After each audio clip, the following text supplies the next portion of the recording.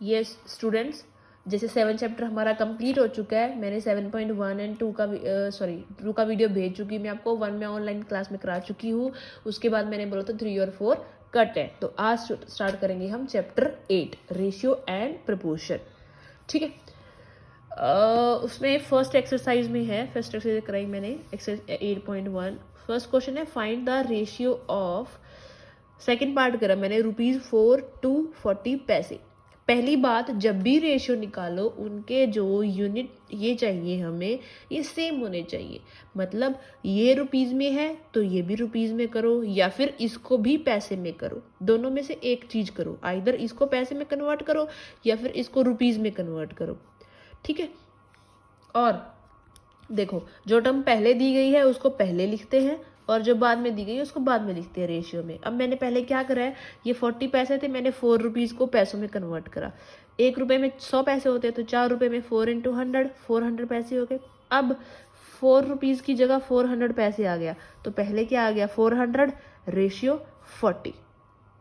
जो पहले है उसको पहले रेशियो में डालोगे, फिर सेकंड में डालोगे, उल्टा मत लिखना, गलत हो जाएगा। 400 रेशियो 40, 0 से 0 काट दिया, और 4 1 जा 4, 4 10 जा 40, 10 रेशियो 1 क्या आ गया, आंसर आ गया। जो इसका सेकंड क्वेश्चन है वो क्या करना है, उसको लोएस्ट टर्म में लाके फिर रेशियो में लिखना है। ठीक है, 35 रेशियो 105 है, पहले इसको फ्रैक्शन में लिख लो। 35/105, जो पहले होता है उसको ऊपर लिखते हैं, जो बाद में होता है उसको नीचे लिखते हैं। दोनों को मैंने 5 से कट किया, 5 7 जा 35, 5 21 जा 105। अब ये दोनों 7 से कट हो रहे हैं, 7 1 जा 7, 7 3 जा 21, 1/3 आ गया। 1/3 को हम लिख सकते हैं 1:3। जो ऊपर है उसको पहले लिख दिया, रेशियो लगा के जो नीचे है वो बाद में लिख दिया।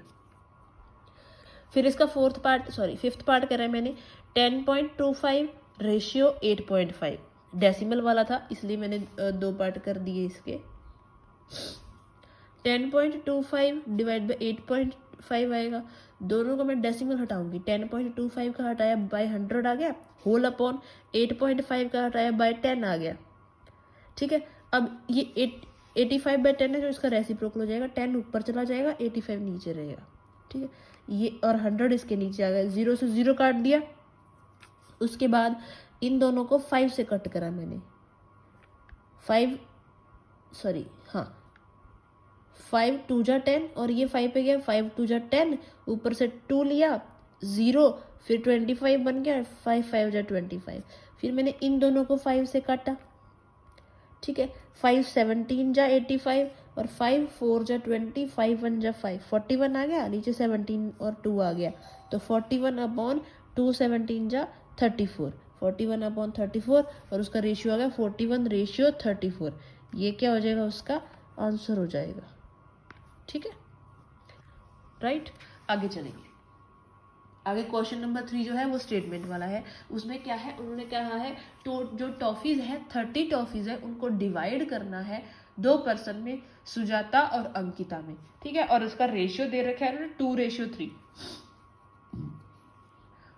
तो देखो ऐसे लिखा था क्वेश्चन में, सुजाता एंड अंकिता, और रेशियो था 2:3।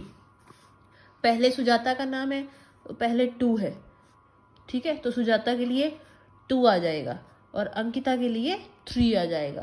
पहले वाला फर्स्ट कम फर्स्ट आउट होता है जो, वैसे चलेगा। ठीक है, तो सुजाता का शेयर क्या आ जाएगा 2x, क्योंकि रेशियो में हमें नहीं पता कितनी टॉफीज मिली इसको, तो लेट कर चलेंगे x, 2x। अंकिता का शेयर आ जाएगा 3x। फिर टोटल टॉफीज है 30, डिवाइड करना है दोनों में। तो according to question 2x + 3x = 30, 5x = 30 और x = 30/5। दोनों कट किया, 6 आ गया। अब सुजाता का शेयर क्या आ जाएगा, 2x था तो 2 × 6, 12 टॉफीज मिली उसको, और अंकिता को कितनी मिली 3 × 6, 18 टॉफीज। ठीक है, बहुत ही आसान है, ध्यान से करोगे तो। फिर फिफ्थ क्वेश्चन करा मैंने, फोर्थ और जो फिफ्थ है वो दोनों सेम है। फिफ्थ क्वेश्चन में मंथली इनकम दी हुई है 64,000, एक्सपेंडिचर दिया हुआ है 48,000। ठीक है, और खर्चा, एक्सपेंडिचर होता है खर्चा, कि उसकी इनकम इतनी है, महीने का खर्चा इतना है, तो जो बच गया वो उसकी सेविंग हुई ना, तो सेविंग में क्या आ जाएगा 64,000 - 48, टोटल इनकम में से जो उसका एक्सपेंडिचर है अगर हम माइनस कर देंगे तो वो सेविंग हो जाएगी, राइट। सेविंग आ गई 16,000। अब उसके 3 पार्ट्स दे रखे इस सम के। फर्स्ट पार्ट दिया हुआ है रेशियो निकालना है इनकम टू एक्सपेंडिचर। अब पहले इनकम है, इनकम कितनी है 64,000, तो मैंने पहले 64,000 लिख दिया।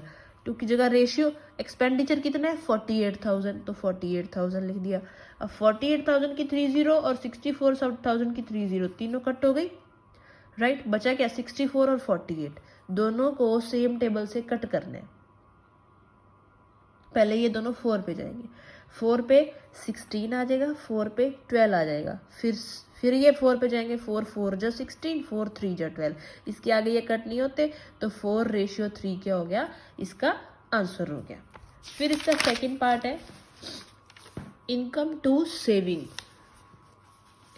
इनकम टू सेविंग, इनकम कितनी है 64,000 और सेविंग कितनी है ये हमने माइनस करके निकाली थी यहाँ पे। 64 माइनस 48 16,000, ये 16,000, तीनों 0 कट हो गई। अब ये दोनों किस पे जाएंगे, देखो 16 है, 16 के टेबल में 16 भी आता है और 64 भी आता है, तो दोनों को 16 के टेबल से कट कर दो। 16 1 जा 16, 16 4 जा 64, तो 4:1 क्या हो गया, आंसर हो गया। थर्ड पॉइंट है एक्सपेंडिचर टू सेविंग। पहले एक्सपेंडिचर फिर सेविंग। एक्सपेंडिचर उसको कितना है 48,000 और सेविंग कितनी है वही 16,000 16,000। ये दोनों भी 16 के टेबल से कट, तो 3 0 तो कट कर दी यहीं पे, और 16 के टेबल से कट किया। 16 1 जा 16, 16 3 जा 48, 3:1 क्या हो गया, आंसर हो गया, राइट। अब चलेंगे 6th क्वेश्चन पे। 6th क्वेश्चन में क्या है, 6th क्वेश्चन के 2 पार्ट है, उसमें फर्स्ट पार्ट, दोनों पार्ट में सेम चीज है। उन्होंने कहा है कि आर रेशियो 3:7 और 12:28 इक्वल, क्या ये इक्वल है कि नहीं है, ठीक है। दोनों पार्ट सेम टू सेम है। मैंने फर्स्ट पार्ट किया है 3:7 और 12:28। 3:7 को मैं लिख सकती हूँ 3/7 और 12:28 को 12/28। कंपेयर करना है दोनों को, सॉरी ये बताना है इक्वल है कि नहीं है।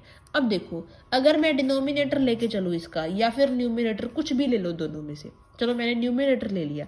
न्यूमिनेटर में इधर 3 है इधर 12 है, तो 3 के टेबल में 12 आता है 4 पे, 4 से किया मल्टीप्लाई, तो नीचे वाले को भी 4 से करो, तो 3 4 जा 12 और 7 4 जा 28, इक्वल आ गए दोनों। तो यस दीज आर इक्वल, या दे आर इक्वल, दे भी लिख सकते हो।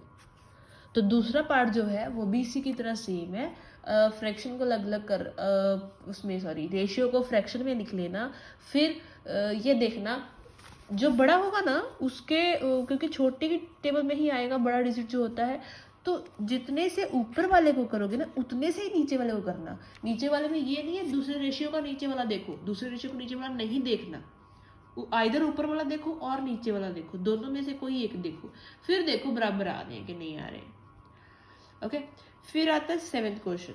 7th क्वेश्चन में इक्विवेलेंट लिखने हैं, टू इक्विवेलेंट का मतलब कि इनके जो इक्वल हो। जैसे 4:7 दिया हुआ है, तो क्या करो 4:7 को ये कर दो, पहले फ्रैक्शन में कर दो, तो 4/7, पहले इसको 2/2 से अब देखो 2/2 से मल्टीप्लाई कर दो, 1/1 से करोगे तो वही 4/7 आ जाएगा, तो 4/7 तो ऑलरेडी है हमारे पास।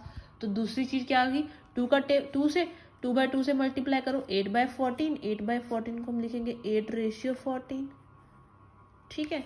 और फिर इसको 3/3 से कर दो, वो क्या होता है 12/21, ये आ गया 12:21, राइट, ठीक है। ये इसके क्या हो गए इक्विवेलेंट मतलब इक्वल, जैसे इसमें था इक्वल है ये, तो टेबल ही है। अब टेबल ही सोचो, देखो 2 पे फिर 3 पे, 2 चाहिए तो 2 लिख दो, 3 चाहिए तो 3 टेबल 4 तक ले जाओ, जैसे वो मांगा गया है वैसे कर दो।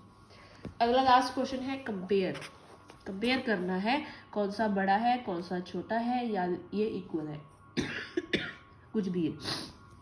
देखो 4:7 और 5:6, ये दोनों इक्वल हैं या फिर ये बड़ा है या फिर ये बड़ा है, ये चीज बतानी है। देखो 4:7 को मैं 4/7 लिख सकती हूँ, 5:6 को मैं 5/6 लिख सकती हूँ, ठीक है, फिर मैं करूँगी क्रॉस मल्टीप्लाई। ये 6 को उधर 4 से, 7 को इधर 5 से। 6 को 4 से किया 24 और 7 को 5 से किया 35। तो बड़ा कौन सा है? 35 बड़ा है। अब 35 किसकी तरफ आया? 5/6 की तरफ आया ना। तो 4:7 इज लेस देन 5:6। 5:6 क्या हो गया? बड़ा हो गया। ये क्या हो गया इसका आंसर। ठीक है बेटा, देखो ये सब बहुत आसान है। ये वाला कंपैरिजन तो बहुत ही ईजी है, सारे क्वेश्चन इसके आसान है। रेशियो वाला चैप्टर मुश्किल बिल्कुल भी नहीं है, ध्यान से करोगे आप। और कोई डाउट हुआ तो मेरे से पूछ लेना ज़रूर, कोई प्रॉब्लम नहीं है। आप मेरे को व्हाट्सएप कर देना। एंड कॉपी साथ साथ कंप्लीट करो बेटा, जो ज़रूरी है वो ज़रूरी ही है, उसको करना ही पड़ेगा हमें। और साथ कर लोगे तो आपके लिए बेटर है, क्योंकि आपको फिर काम ज़्यादा अगर बढ़ गया तो करना मुश्किल हो जाएगा, इसलिए। और कोई डाउट हो तो मेरे को व्हाट्सएप कर देना। Thank you.